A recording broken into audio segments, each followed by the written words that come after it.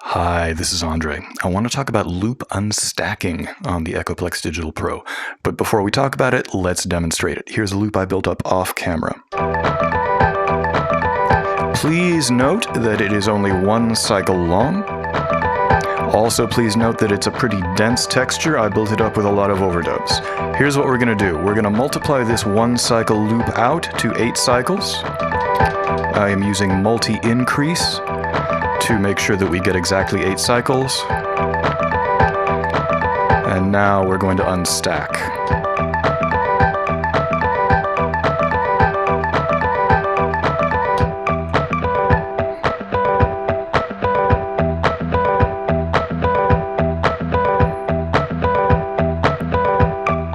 And listen to the way that different cycles have different layers of development.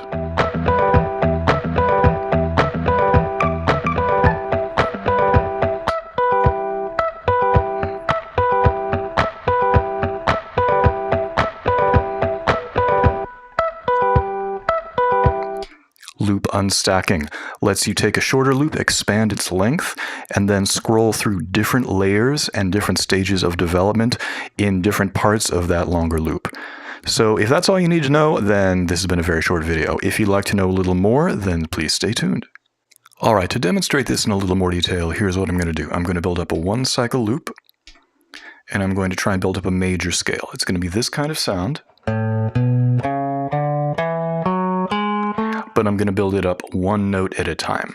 So each successive time through the loop, I'm going to add another one of those 8 notes. So 1, 2, 3, 4, 5, 6, 7, 8. Wish me luck, because this is very hard for me to do and have it sound good.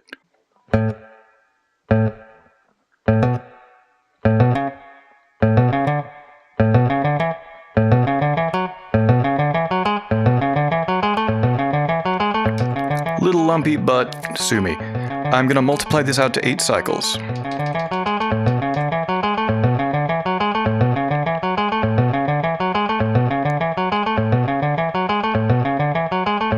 Alright, so 8 notes in the scale, 8 cycles. The idea here is that with unstacking, we should be able to hear each separate note as a new cycle within that. I'm going to do a long press of undo to unstack.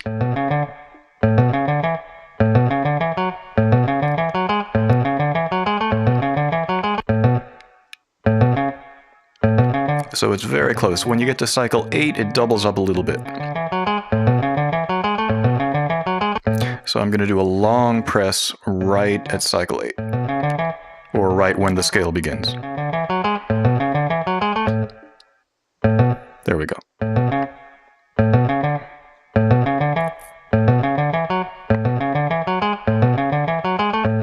There we go. Let's re-record that same scale idea, but this time we're going to use different numbers of cycles to deconstruct it. Let's do a minor scale.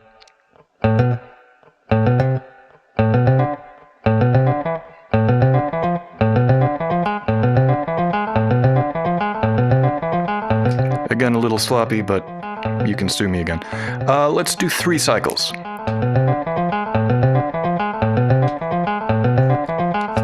Long press of undo.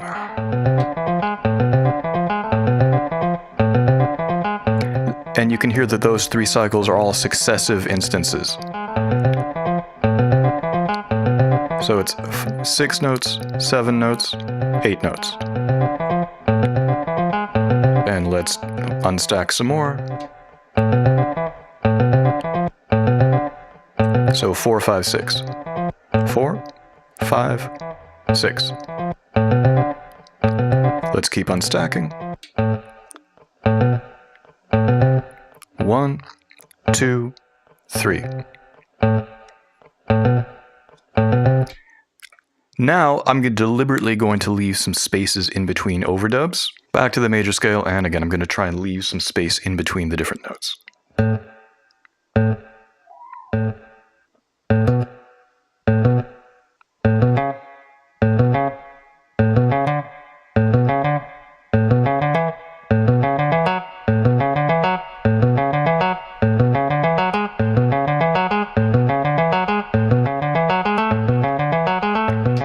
Let's multiply that out to 8 cycles.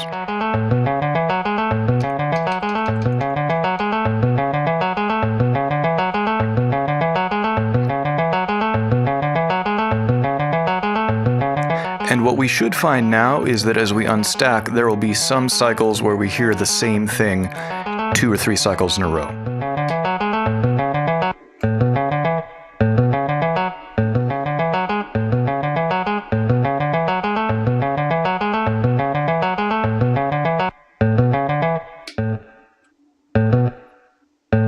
There we go.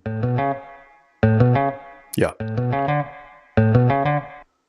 Definitely.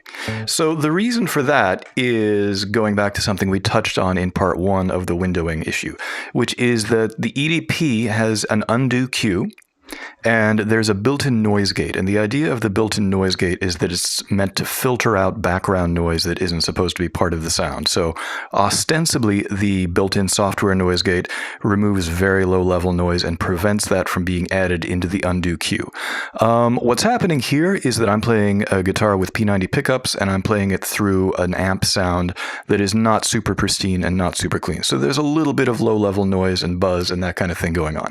And even though it's not necessarily something that you can acutely hear, you're probably not going to listen to the video and go, oh my god, there's so much noise in Andre's signal. It's still enough that it's filling up the undo cue. So if overdub is open and you have that kind of sound, you know, kind of a conventional single coil guitar, kind of a little bit overdriven sound, then even if you're not playing anything, that can be enough to fill up the undo cue. So those times when we were getting the same thing in 2 or 3 cycles in a row, that was because I had left overdub open, and even though I wasn't playing any new notes, there was enough ambient background noise coming from my guitar that was filling up the undo cue. It was loud enough to exceed the built-in software noise gate. So as you're doing this kind of thing, if you find that you're getting some things happening like that, there's a good chance that it's a result of there being background noise going on in your signal. Let's quickly talk about long press versus short press of undo as it relates to unstacking. Let's build up that scale again. Let's do a different key just for variety's sake. Ooh, a half step higher.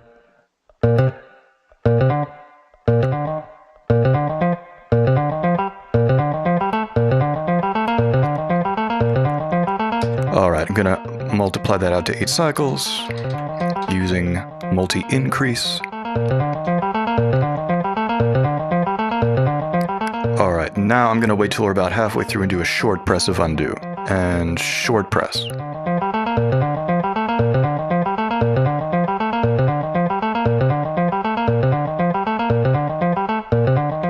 So you can hear you only heard the difference right where I pressed it. Let me do another short press.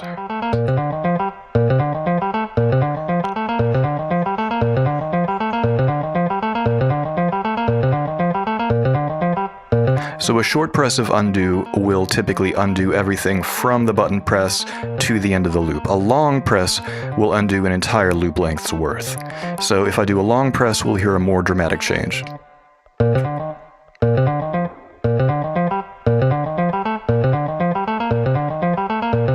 And then the iteration right after 6 is where it was duplicating.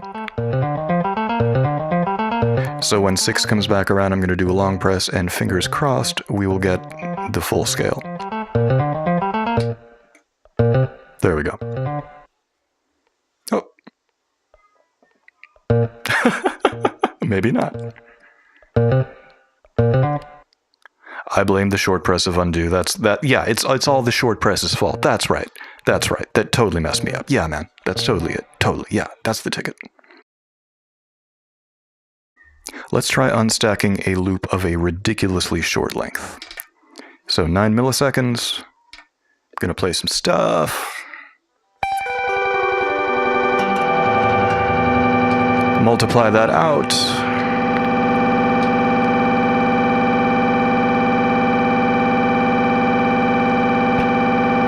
And let's unstack.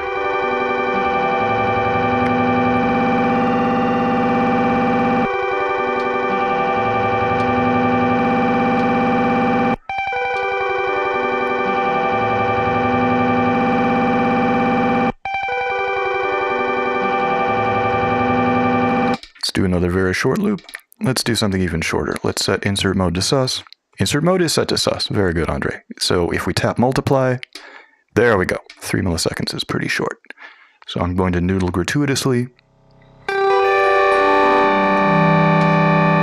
Now I'm going to multiply out, but I'm going to switch insert mode to replace just so that multiply isn't sus anymore. No particular reason to do that, I just wanted to see all of those cycles spinning away. So let's unstack and see how that sounds.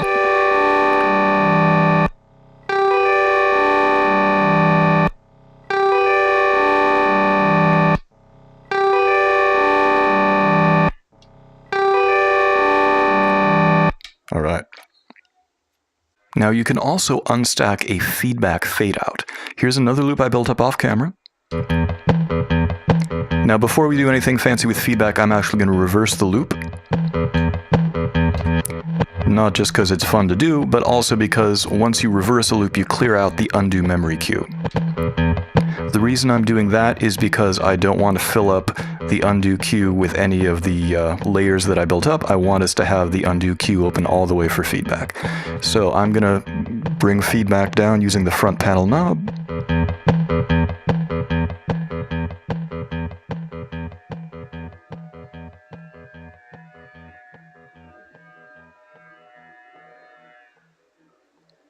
And now that it's out, bring it back up. So that was about 14 or 15 cycles, I think. So I'm going to multiply out to 14 or 15 cycles. Now let's do a long press of undo and see what we've got. So I can hear the tail end of it fading out there. Let's see if we have any more of it later or earlier in the loop. A little bit. So how about another long press?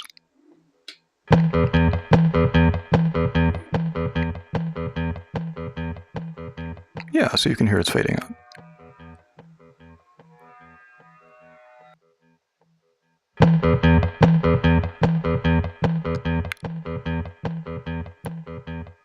And if I overdub on top of that now, feedback is back at 100%, so new overdubs are not going to fade out.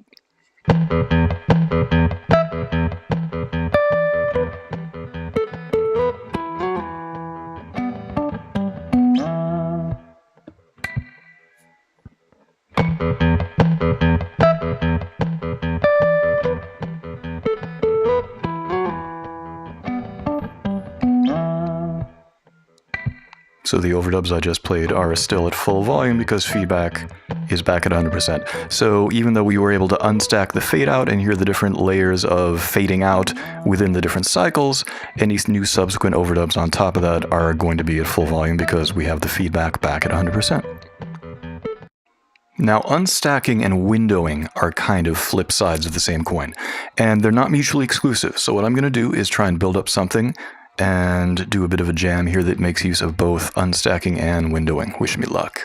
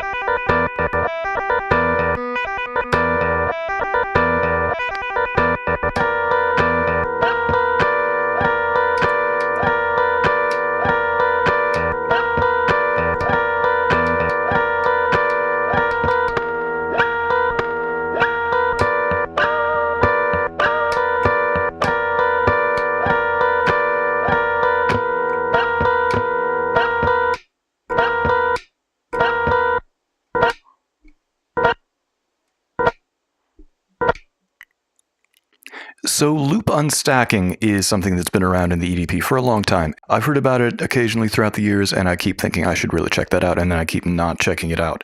So I have to give a shout out to Mark Francombe. He's actually one of my Patreon supporters, and he is an EDP user himself, and he actually coined the term unstacking. And I thought that term described the process and described the sonic result of what's happening really, really nicely. So thanks very much to Mark Francombe for coining the term, and thanks very much to Andy Butler and Matthias Grob. They have known about this stuff for a long time, and I'm sure they could easily take me to school on this stuff. As you've probably guessed, there's a certain amount of randomness with this, and some of that is going to be user error on my part. Some of it, I think, is just kind of the nature of the beast. As we saw with some of the scale-based examples, you can approach it with a certain degree of predictability if you're so inclined. A lot of the fun stuff with looping for me kind of comes from that in-between range where you kind of know what you're doing, and you also kind of don't know exactly what's going to happen, and you throw stuff back at yourself that you don't recognize, and it's in a shape that you never actually played in the first place. So I kind of like not knowing, or at least that's going to be my alibi until I understand it better and record a follow-up video where I can make even more sense. In any event, lots of stuff to explore here. I've used windowing since '98. I've probably spent a grand total of 3 or 4 hours out of my entire life doing unstacking, and most of those 3 or 4 hours were probably today, right before I recorded this video. So a lot of homework for me to do, always more stuff to learn. Thank you again very much to Matthias Grob and Andy Butler for helping develop this stuff in the first place, and for patiently pointing out the details of unstacking. Thank you to Mark Francombe for coining the phrase, and thank you for tuning in and giving me a chance to act like I know what I'm talking about. I will see you guys very soon. Bye-bye.